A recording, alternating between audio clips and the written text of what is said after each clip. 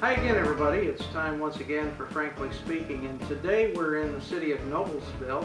We're actually recording this in the office of the Chamber of Commerce, and my guest today is George Fleetwood, who is the president of AT&T of Indiana. Mr. Fleetwood, we sure appreciate you. Thanks very much, Frank. I thought you were going to call me George, though. George, I will, sir. Okay.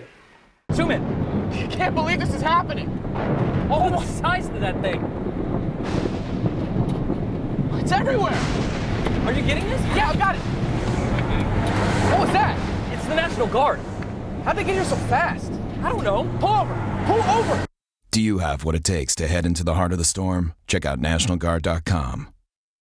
What we're talking about primarily today are these little devices, and I've got to tell you, after you spoke in Crawfordsville, I had to go and get an iPhone. So Okay. I hope you're satisfied. I love it. I just absolutely love it. People in the office are tired of hearing me say, I love this phone, you know, and all the things it can do. And in fact, I'll tell you a quick story. I was sitting in a government meeting yesterday, and they were talking about some technical things that I really didn't think needed to go into the newspaper. So I not only checked my email, but I went through my scheduling. I looked through the projects that I was working on, and it was just fantastic, just sitting right there. And what better way to use your time instead of just sitting there and thinking, boy, I'll never get this time back. Exactly. But this is what we're talking about, and I'm very excited about the possibilities for the future with the smartphones and all the technology. And I know you're here in Noblesville, as you were in Crawfordsville, to talk about the T-Mobile merger and also to talk about the upgrade that is coming to 4G LTE. So let's start out with that. How will the AT&T and the T-Mobile USA merger, how is that going to affect us consumers? Well, I think that the primary way it's going to affect consumers is that the additional bandwidth or radio spectrum that we're going to acquire through the T-Mobile merger is going to enable us to take our fourth generation product, this long-term evolution that you mentioned, LTE, from 80% of Hoosiers to over 99% of Hoosiers. So basically we're going to blanket the state with it over a 5-year period. And the most exciting thing about that is it's going to bring faster internet speeds to those people who use that product. We think it's going to, today you're probably with your iPhone, you're probably getting a 1 megabit download speed. We think with this product we're going to get between 20 and 30 megabits download speed, so 20 to 30 times faster. So when we're talking about faster download speeds, we're talking about better video. I heard you talking about better voice quality. Correct. What else? Well, you're going to be able to download big files more quickly. We think this has applications for a number of things. As I mentioned earlier today, I just met the other day with the CEO of Lutheran Health Networks out of Fort Wayne, and he's very excited about the telehealth aspects of this, where you've got somebody in an ambulance going to a hospital, they've got them hooked up, they can take their vital signs, they can figure out what's going on, and if they figured out that the person is in fact having a heart attack or a stroke, they can prepare an operating room to deal with the issue. They'll have a team ready, and as you know, in those kinds of vital situations, quickness and speed is very important to the whole likelihood of the person being able to survive or have a good quality of life on a going forward basis. So there's telehealth applications. There are agricultural applications, which I learned about when I was in Crawfordsville in one of these kinds of meetings from the Lanier County Commissioners, and he was very eloquent in explaining to me how he thought this was going to help on the farm. And I need to go out to the farm and find out more about this because my agricultural experience, although I'm a native Hoosier, is not very great. I think that I actually baled hay a couple times, so I need to find out more about those. Educators, when we talk to educators, they're excited about the prospects of it.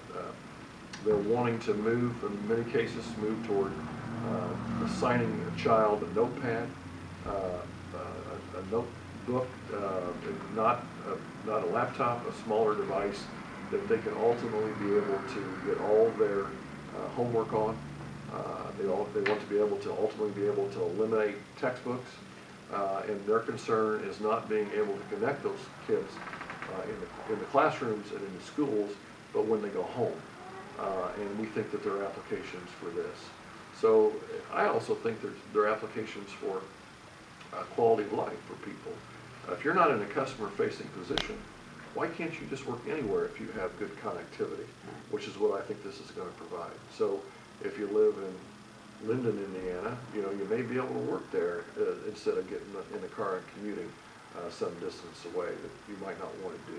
And that has tremendous financial implications for business, because instead of thinking in terms of building a large brick and mortar building or renting space for employees, if they can work from home, then you have immediately eliminated a lot of your overhead. Absolutely. I think there's all kinds of applications for that. You know, I was talking to a dentist this morning. He just opened his practice in Waveland, Indiana, in Montgomery County, and he was telling me that he said, I decided to go all digital. He teaches part-time at Indiana University's dental school. And he said, when I opened this business, this practice, he said, I decided to go all digital. He says, we don't have the first piece of paper. We're doing everything digitally. And he's very excited about that. He's 60 years old, and he just really thinks it's going to help him give better care to his patients. Absolutely. I think so. Yeah. Well, that's great. That's tremendous. One of the big things that we hear about now is 3G. When I turn on my iPhone, you know, the 3G banner comes out and so forth, and we're talking about going to 4G LTE. What is going to be the difference in the 3G and 4G? Is it the speed? Is that the primary difference? Speed primarily. Your ability to download and to upload files, you know, large files. Mm-hmm. I mean, if you have a current 3G device, you're doing email and you're doing light internet searches, that's all you really need in terms of speed. Right. But if you're talking about, if you're one of those kids that's out there looking at YouTube all day, a fourth generation device is going to be able to do that a lot quicker. If you're in a business situation where you have a lot of applications you need to download, big files, you can get bogged down. And if you talk about 20, 30 times faster speeds, it's going to move quickly. You know. Now, George, will I still be able to use my 3G device? Oh, absolutely. Okay. The third generation's not going anywhere, because there will be times, unfortunately, probably that the fourth generation may not be working, so you'll fall back to the third generation. Okay. But the third generation will be there. Yeah. Well, that's super. One of the things that you mentioned, and this is really the last area I wanted to get into, is the declining landline service. There's been, you have the statistics. I could look them up from what you gave us today, but most people are going to portable devices. Correct. Away from landlines. How is that affecting AT&T and how you're running your business? It's got to have tremendous implications.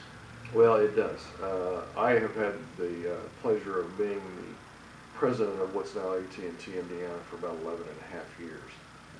When I took this position in March of 2000, we had between 2.3 and 2.4 million landlines in service in the state of Indiana. At the end of last year, we were right around 1.1.